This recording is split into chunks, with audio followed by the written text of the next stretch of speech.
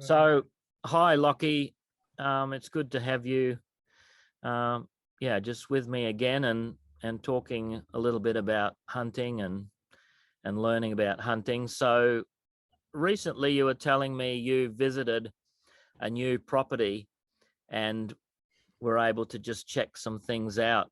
What was that like, and what was some of the things that you learnt by applying some of what we talked about? Yeah, thanks for having me again, Paul. Unfortunately, I think I told you I got there and I was suddenly overcome with a bit of a cold flu type thing. So it ended up being a shorter trip than planned. But the property was, excuse me, about 400 acres in size. We didn't get around. So originally, I think I spoke to you about it, was trying to just get around the perimeter of the property and look for sign. And thankfully, you pointed out some, I guess, some spots that could be more valuable than others, so we could focus a little more attention on those spots.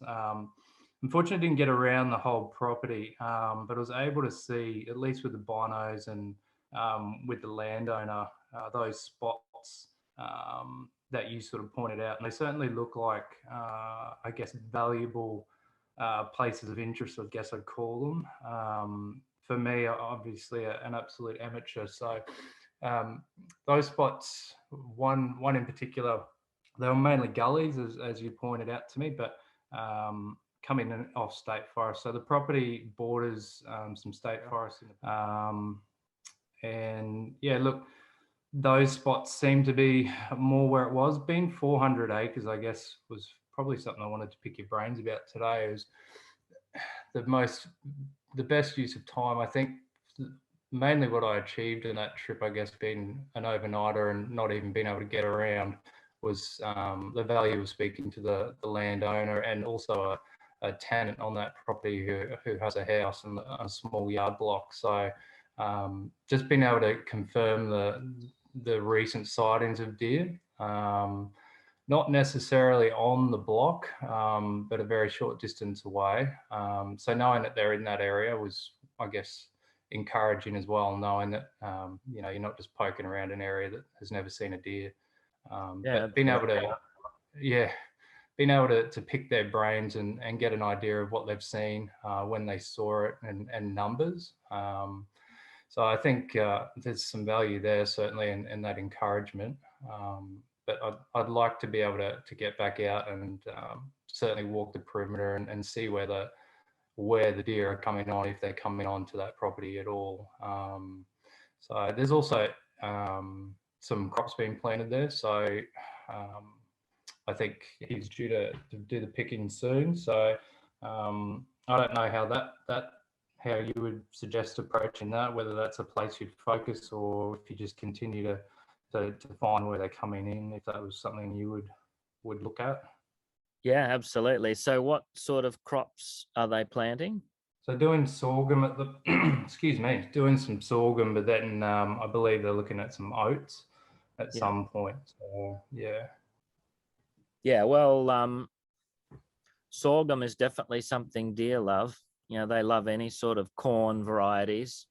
Mhm. Um, and the some of the blocks I used to hunt up around Conondale and Kenilworth grew corn, and yeah, there'd be deer in there all the time. Once once it was getting close to harvest, so there's a pretty good chance that if they're around, they'll get into that. Of course, they're very hard to get at once they're in the corn or the Mm. sorghum because it's high. Yeah. And you can hear them in there once it's dry. You can hear them, the stalks moving back and forth, rattling a bit as they go through, but they're hard to see. So it's all about finding their, access points, because wherever they come in, then 99% of the time, that's where they'll go out again, especially if they get spooked. Okay. They'll run for wherever their exit points are. Mm-hmm. Yeah. So I think it's the value of the exercise is 400 acres isn't big, but I mean, it's not tiny either. But it means going and looking around where the crops are, and especially like boundary fences and things like that, to see where the deer tracks are coming in. Okay. Yeah. In terms of when they are coming in on crops, are you typically looking at the same sort of feeding times, or do they do something different? It depends on whether or not they're hunted. But as a rule, deer come into cultivation at night. Okay. Just as a rule. Normally, if they are there in the day, it will be early in the morning. So just on daylight, when they're sort of just about ready to head back out again. Okay. That's where you often tend to be able to get a crack at them if you know where their exit points are. Okay. Because, you know, they're just about, if they're in there, they're guaranteed they're not going to stay in there the whole day. Yeah. They'll go out again early in the morning. Okay. Yeah, it was the night we happened to be there. It was the full moon, and I'd happened to go over your book, and it made me think a few different things about, you know, to me it makes sense what you've said in the book. One of the theories that it's hard to see, well, unlikely to see the deer in the full moon is the cover, because you could see a long way under that moonlight. It lights everything up, so it sort of made sense. But then hearing more about that theory with I've forgotten the correct terminology, but with the moon and the water table being higher, I thought, oh, it's an interesting thought as well. So I guess they're not in dire need of water at the moment, but the nutritious stuff was still up there, and I guess after the rut they'd probably be seeking a bit of that. But yeah, well, you'll find that if they've recently been seeing stags around, I mean, obviously during the roar, stags get around, but just after the roar, like I say in the book, has probably in many cases been the most productive time for me to get even stags with good antlers, is after the roar, because that's about the only time in the year that they'll come down onto improved pasture or grass, legumes, things like that. Normally they eat weeds and shrubby stuff up in the hills. But when they want to recharge after the roar, they'll often come down. They'll often still be traveling with the hinds, the females. And the other time of year that they'll sometimes get out into sort of cultivated areas or areas where the grass is more nutritious is when they're regrowing their antlers in velvet to sort of supercharge themselves with good feed. So those are the things to think about. So it's quite common at this time of year for stags to be down feeding on improved pasture or grassland where you normally wouldn't see them. Okay, and that would apply with the hinds following them as well. If they're still together, they'd well, it's a little bit of both. So one of the questions, you know, as you get to know the block a bit more and the people that live on it, would be, you know, questions along the lines of what have they actually seen when? Because one of the things to ascertain fairly early on when you're looking at a property is, are the deer resident on the property, or are they only in transit? Yep. Then do they only use the property to cross to get somewhere else? That's quite important in terms of management, because the hinds, they're the ones that tend to be resident. Stags move around, but hinds are resident as a rule, unless it's a herd that's just starting to establish, which means that if they're resident, then it's important to work out, you know, where they are, numbers and things like that, because if there's only a few of them, you don't want to shoot them. Otherwise they won't build up. Yep. But to be aware that if they are resident on that property, then there's a good chance that those hinds will be there, you know, a lot of the year. Okay. And would you typically be thinking bigger than a 400-acre block for them to sort of take residence, or? No, not necessarily. No, I mean, especially when you have state forest around the farm and around the, you know, those farms in that area, you'll find that that's quite a common mix of demographics. For example, I did some consulting work for some quangos, you know, Queensland government organisations and plantations and local councils, when they were doing a survey of deer numbers. And one of the points that I made to them was that if you don't survey farms and you're only surveying state forest and plantations, you won't get a true gauge of deer numbers, because you'll find that the females, the hinds, tend to be on farms because that's where the improved pastures and grasslands are. I mean, even if it's just a fact that it's been cleared. So stags, they like timbered country mixed with with grasses and weeds and things like that. Whereas hinds in particular, they will choose places on farm often as their main area. I mean, they may go back up into the bush, into the forest, but they'll spend most of their time on farm. So when we were doing that survey, because a lot of the local landowners were uncomfortable with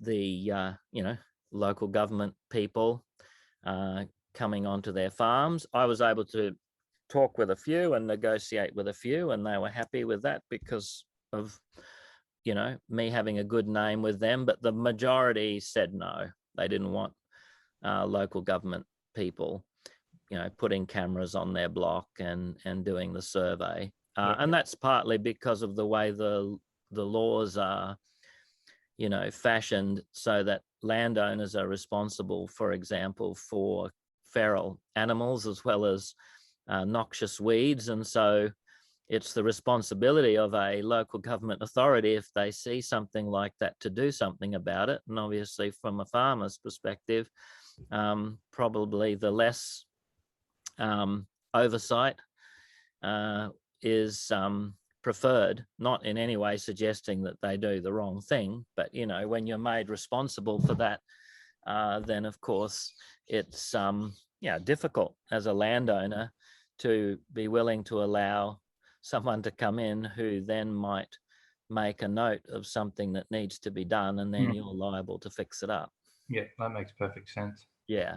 Yeah. About that, so with hinds hanging around farms, how would you approach, so this particular little property's got, he's running a small amount of, excuse me, a small amount of cattle.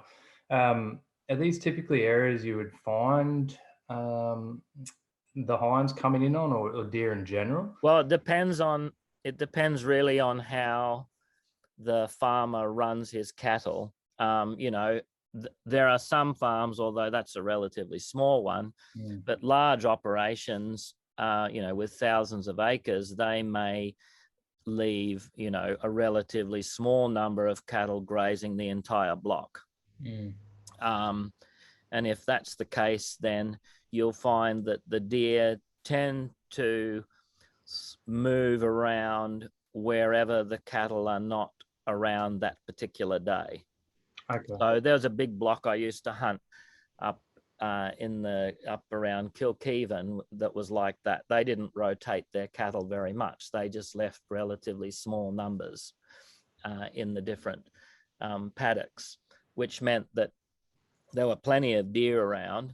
And so basically you listened and looked out for where the cattle were on that day. You know, you'd hear where they were mooing and that, and then you'd go to some of the places that were quiet, and that's where the deer would tend to be, you know, water holes and things like that. So if you could see cattle at a water hole, you could bet your bottom dollar there'd be no deer there. But once the cattle were gone, there's a good chance they'd come down. Okay. Whereas smaller blocks or blocks where farmers tend to rotate their cattle, which is a common way of grazing, I've found almost without exception that the deer will be where the cattle aren't. They almost never mix with the cattle Okay. and feed in the same area. And so when you look at it that way, and I do that with a number of my blocks, before I go to the farm, I always have a chat with the landowner anyway. And one of my permanent questions is always, where are your cattle at the moment? And they'll be like, oh, they're on the left side of the block. Okay, then there's no point me even going there. Okay. For deer, I'll go to the right side. Say for wild pigs and things like that, they'll still move around and work in the same block as there are cattle, but deer very seldom. And even if they are, they won't. They almost never will come down and say drink at a dam or water hole while there's cattle around it. They'll wait up in the hill until the cattle go, and then they'll come down. What's your logic there? Do you think it's, as you mentioned in your book, that they're sort of a skittish, anxious sort of an animal, They or? are. I think too, the smell, I mean, cattle have their own smell, as do deer. Cattle have their droppings all around the place, but I think part of it is a security mechanism. They want to be in control of their environment, and they know when there's cattle around, they're not. Stags sometimes will. Um, they're not, they're not afraid of cattle, but hinds, as a rule, won't. But the other factor is, they're keeping their ear out. So when there's a lot of sort of movement and noise around, they're not inclined to want to come down. And the other thing to remember within that is, if you spook cattle, the deer hear that, and that's a sure sign to them that there's something around, a predator around, and they'll almost always, keep a low profile until everything sort of calms down and goes quiet. Because I've seen them, where I've seen them up in the hill, and they can hear that the cattle are a little bit touchy about something, or they might hear a magpie or a butcher bird or Mickey birds calling out. And the minute they hear that, they'll stop up in the hill and wait and watch. And they won't move again until it starts to go quiet and everything's calm and there's no unusual sounds, and then they'll start to move around. And the same goes for any unusual objects, like I mentioned in the book. There's a big block we used to hunt. Lots and lots of guys hunted it. There were always people charging around, spotlighting and everything. And I'd come in with my old mate who's passed on now. We'd pick up 2 or 3 or 4 deer, and they couldn't work out why, and then go home again. And some guys had been there for weeks.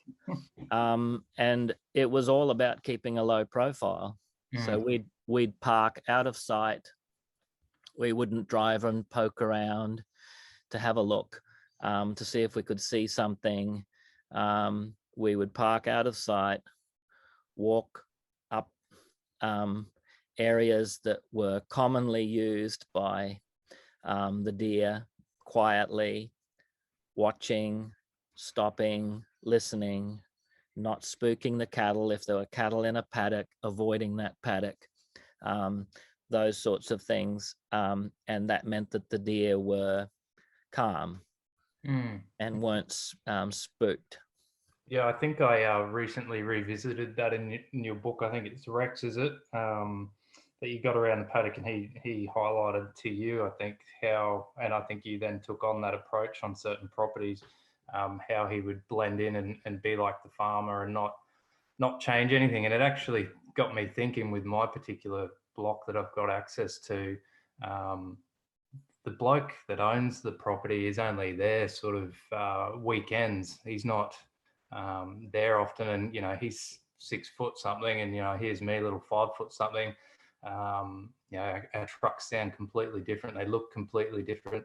How do you negate getting around a property trying to mimic such a person or a vehicle when you're not, like that sort of? You can't. Yeah, so you can't, and that's one of the keys, because that big property that I just mentioned to you, the farm manager and his hired hands, they'd be driving around all the time, and you know, they'd often say, you know, he'd be plowing or something. He said, oh, he said, I had a bunch of pigs. They'd came straight in after I plowed up the paddock. Or, you know, I was over in the corn and there were a whole bunch of deer there, and you ought to go up there. But I know from experience that that because none of them used to shoot much, then they were quite calm around those people, because they knew they weren't dangerous. So they know the different sound of a vehicle, for example. You know, if you look at um, a dog can pick up the sound of, you know, my dog, she knows the sound of my diesel ute compared to our diesel family car. She doesn't get excited when she hears the family car, but when she hears the ute, she's all ready to rock and roll, because she knows the different sounds. And deer are the same. They can pick up on a different vehicle sound straight away. You know, when they're high up in the hills like that, any different sound they can pick up straight away. You know, the difference between a car on the highway versus a car poking its way up a cutting, they can hear that. They know that. Yeah, Yeah. So often for me, it's really about keeping a low profile. So, you know, I usually do a lot of my stuff on foot, okay. but if I am driving, so I drive, park in you know, like under trees, and then walk from there and have a look around. Then I drive again, park under trees, and have another look around. I don't, you know, try not to break any of their trails if they're not, you know, human-made trails like cuttings and things like that, because it's important for me to make sure that the deer don't get a scent of and get spooked. Yeah, you just led right into what I was about to ask, actually. Say I'm walking the perimeter, and I find, I think you mentioned certain sort of signs when a deer's been pushing through a fence. Can you actually remind me of what they Yeah, are? yeah. So what you'll often find is if they're stags, they will, for whatever reason, they'll sometimes go crawl under the fence. And if they do, it's hinds as well. You'll often notice at the bottom, fence wire, barbed wire included, will be a little bit slack, because they push it up with their back as they go under. But stags, especially with antlers, they'll often go through the middle wires of the fence, and they'll often twist those wires over. I don't know how they do it, to be honest. Yeah. I've never seen one do it, but I've seen plenty of sign. You just know straight away it's not a cow going through, and it's not a person. It's deer. It's stags in particular. So they're all signs, along with if they're going under the fence or even through it, but especially under, you'll see that they'll leave behind hair. Yep. And you can check the hair to see, you know, how fresh it is, and also scuff marks under the fence. So if there's fresh scuff marks that don't have a lot of debris in them, you know, like leaves and stuff like that, then, you know, they're pretty fresh. They're probably from the night before, or maybe the night before that. Just, I know we're going to wrap up soon, but No, it's okay. We got a bit of time. I come across, theoretically, I come across this fence. It looks to me a novice from, you know, my point of view. I think, wow, that looks fresh. What do I do? Do I back off out of there? Do I continue to walk the fence line? Or do I follow the trail up? What do I do when I find that? Well, if it's a boundary fence, of course, you shouldn't go through it, but because it's someone else's property. But Yep. As a rule, I avoid walking on those tracks. So, like, I'll step over it, Okay. and keep going to see how many other, access points there might be. There usually are not many, unless there's a ton of deer. Mhm. Then usually there'll be usually a few deer will use the same entry and exit point, Okay. because they travel in groups as a rule. Stags might be the only exception, where Mhm. they might have their own exit and entry point. Okay. But often at this time of year, they'll be traveling with the females. Okay. I know this sounds weird, but I've been caught up in those, radical Facebook groups where, you got to wear the camo and you've got to, you need to mask your scent and things like that. When you do go out, for my sake, do I need to be wearing camo, and do I need to be not wearing deodorant and things like that? Is that, what am I doing? Well, yes and no. I mean, one of the guys I'm hoping to get on is one of my mates, Darren. He's a contract professional, shooter, hunter, trapper. Mhm. If you see what he wears, he just dresses like you normally would. Yep. And a couple of the guides that I know, they just dress in normal farm attire, basically. Um, Perhaps if you're a bow hunter, and you need to potentially be invisible somewhere, I suppose. I mean, I personally love camo, but I mean, I wear it at home as well. Mm. I don't particularly get all dolled up in camo necessarily when I'm out hunting, because the reality is deer don't tend to see color. Yep. That's why in the US and other places, you can wear red, and that stands out for us, but it doesn't for deer because they don't see those high range colors Mhm. clearly. For me, it's more about movement um, and placement. So, in other words, if you're moving, it doesn't matter what you're wearing, they'll see it. Mhm. Um, and then, secondly, placement. If you're standing out in the middle of a field, or you're on the top of a knob or ridge Mm. line, and you're not behind a tree or bush, then they've got absolutely photographic memories of their territory. They'll know straight away, like, hang on, that's not something that's meant to be there. Mhm. So that must be danger. Okay. They'll often stop and have a look, but if they get a whiff of you, then that's it. You can say goodbye to your um, morning or afternoon, or perhaps the whole day of hunting. Yep. So scent is the key. I'm not a great fan of some of these scents that you use to try and attract them or whatever, because you have to get the timing right, and I think, to be perfectly honest, they're of limited value.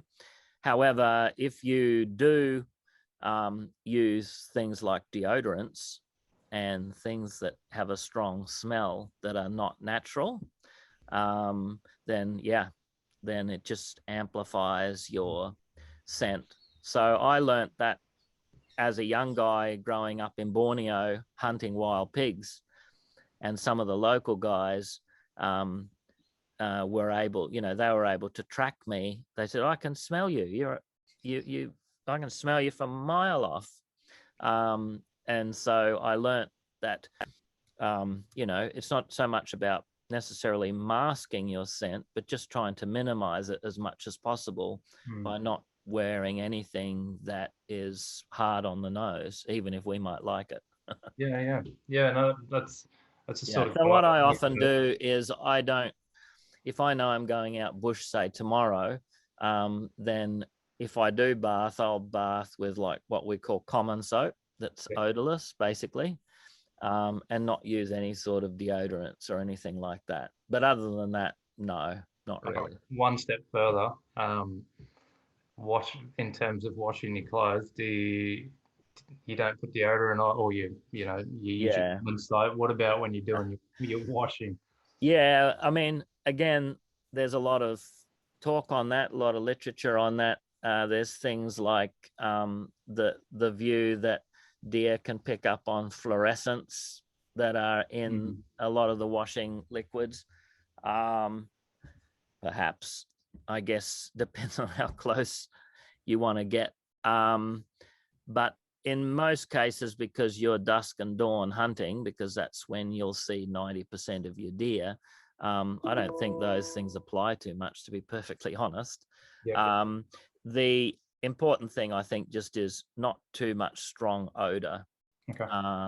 So what I'll often do just to minimize that is use something like eucalyptus oil or a eucalyptus type base. I'm not too religious about it because my hunting clothes often get caught up with the family's stuff, and it doesn't matter too much.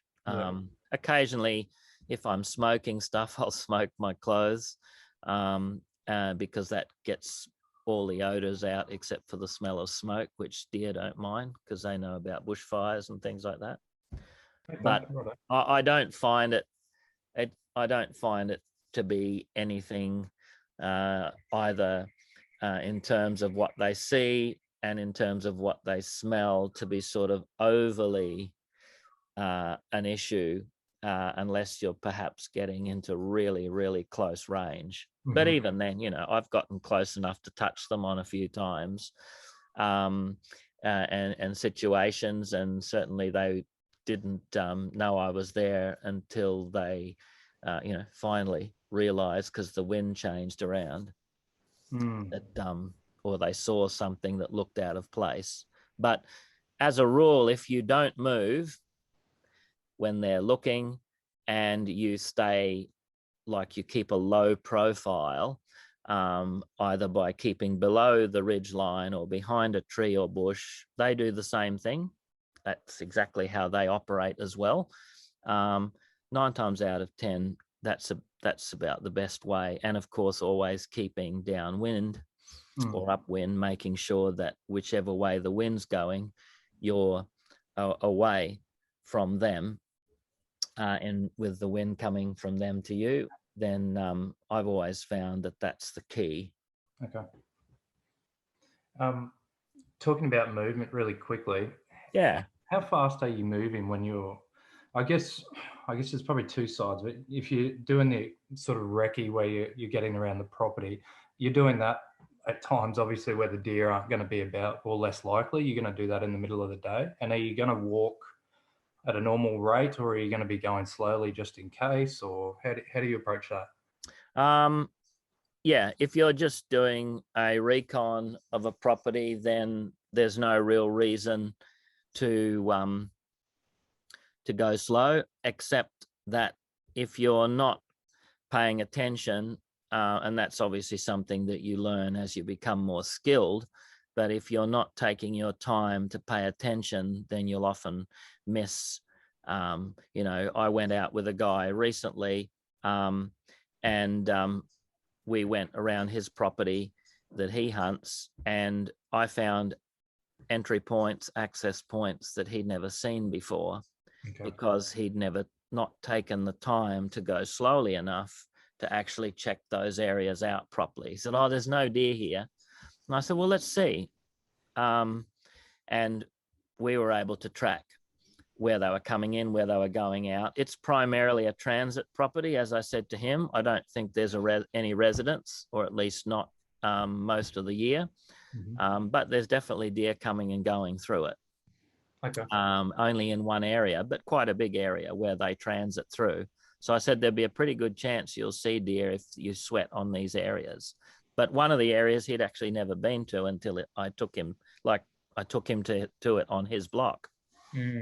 Yeah. So that means doing the entire perimeter, like, except for areas where it's extremely unlikely they're coming in, like it's an open area with no grass, or, low grass, unless there's cultivation, there's virtually zero chance that they'll expose themselves like that. So yeah, I take my time in those areas for your particular block that I circled. Those would be the areas that I'd be getting out. I'd be walking them. looking carefully, and really checking them out. And then obviously when you're hunting, then of course it's a matter of being slow and quiet where necessary, but also there's no point, like stalking the whole property.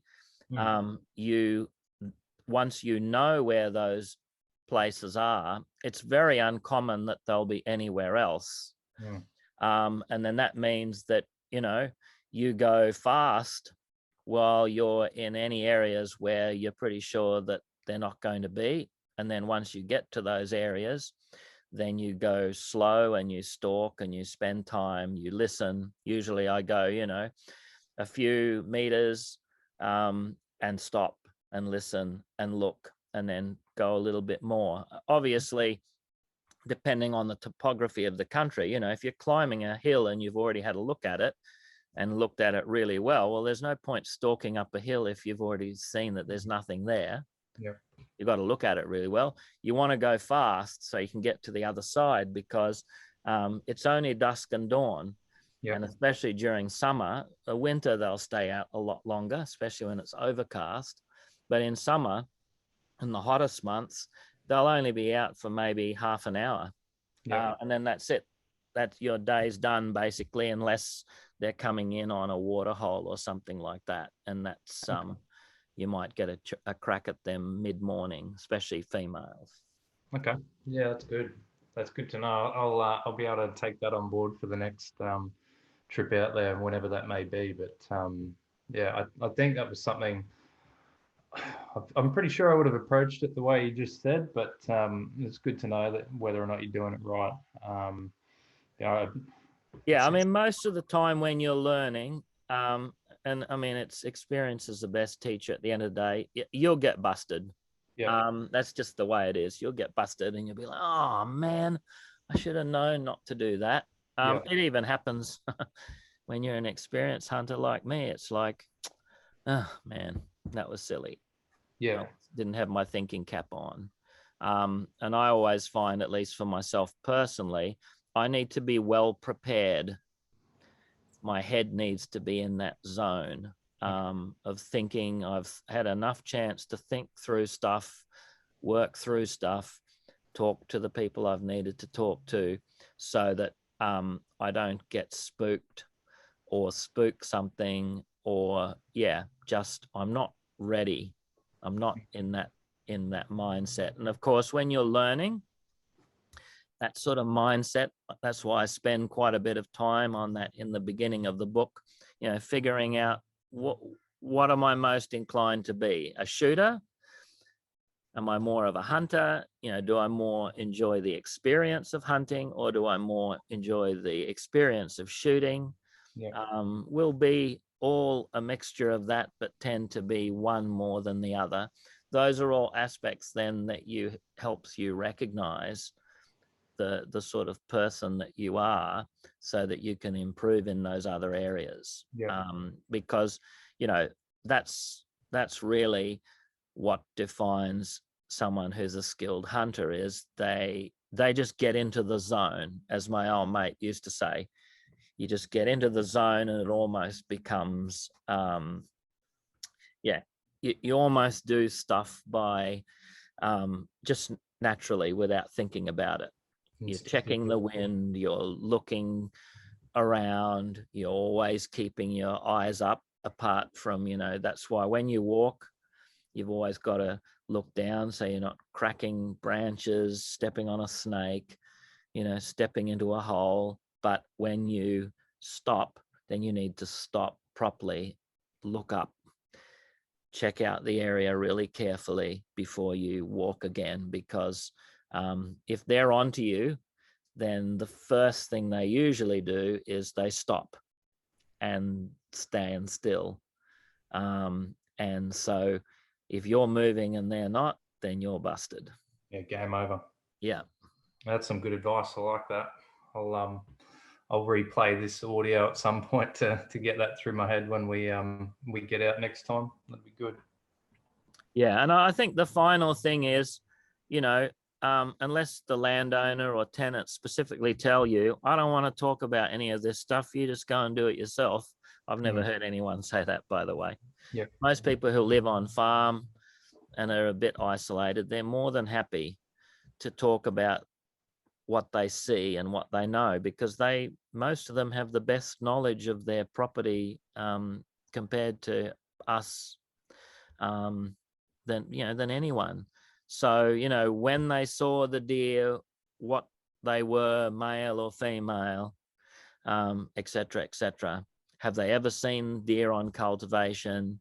All these things, they become a little bit of a war chest for you to be able to go back on, and you don't have to think through all these things then when you're out there. They're already in the back of your head. It's like, okay, they've seen deer here at this time of year. That was during the rut. What about other times of year? Okay, well, that's birthing season and they saw females. They never saw any young ones. That's okay. They may have missed them. But if there were females there during birthing season, there's a very good chance there's a resident herd. We work out those things, and then you have a much better idea then as you're walking around what to be looking out for. Yeah. No, I think we've got to go back to that, the tenant and the landowner, and probably probe a little bit more, to be honest. Yeah, it sounds quite promising to me, but like I posted a little while ago, and there are a few guys that made some pretty good comments on there. It's trying to work out whether it's primarily a transit block, or is it a resident block? And even if it's a resident block, when are they resident? Because there's a pretty good chance in the sort of country that you've got there, which is like most parts of Australia, where there are red deer, they're not going to stick to one place for the whole year. They'll probably move around a bit, even the females. And it's always good to get get an understanding of that. And obviously, if the farmers have good relationships with other farmers in the area, they're the best people to make connections and contacts with other neighbors who might be willing to let you on their block, or at the very least, they're happy for you to be able to, like one of the blocks I hunt, they've already got someone next door, but he's happy. He said, if there's anything along the boundaries or anything like that coming in, you're quite welcome, to shoot across the fence. He just doesn't want me tramping around there, only because he said there's someone else, one of his mates comes occasionally and looks after that. But these are the sort of things that came about because the landowner where I hunt, he went over and saw him and asked. Yep. So these are all things that local landowners are the most valuable asset in terms of making connections, I've found. Yeah, just quickly on that, I know we're going to go now. Yeah. I think it also shows a little bit of responsibility that you're not just a Yahoo, out to shoot anything. Well, I always do that anyway. So irrespective of what, the farmer might say, oh, I don't know, he never talks much or whatever. I said, well, would it be okay if you just let him know or her know on my behalf? And I said, I'd be happy to go. 9 times out of 10, what they'll say is, no, don't worry about it. I'll just let them know. And then if they want to meet you, I'll bring you over. But if they don't, and normally if they trust the other farmer, they're like, no, it doesn't matter. As in, he can drop by sometime, but no, that's okay. And then that way, every time I'm coming, at least initially, if it's a new, let him know. If you hear a gunshot, over near your boundary or whatever, just want you to know that's me, or the farmer does it. That's the deer man. He'll be up this weekend. Yep, no worries. And so you start to develop a good rapport, and often from then on in, you can actually get access to more properties. Yep, that sounds great. Good way to do it. Okay, I better go because I have another meeting. Sounds good. I'll leave you be. Thanks for your time. Right. Have a great day, Lachie. You too, mate. Take care. Bye. Cheers. Bye.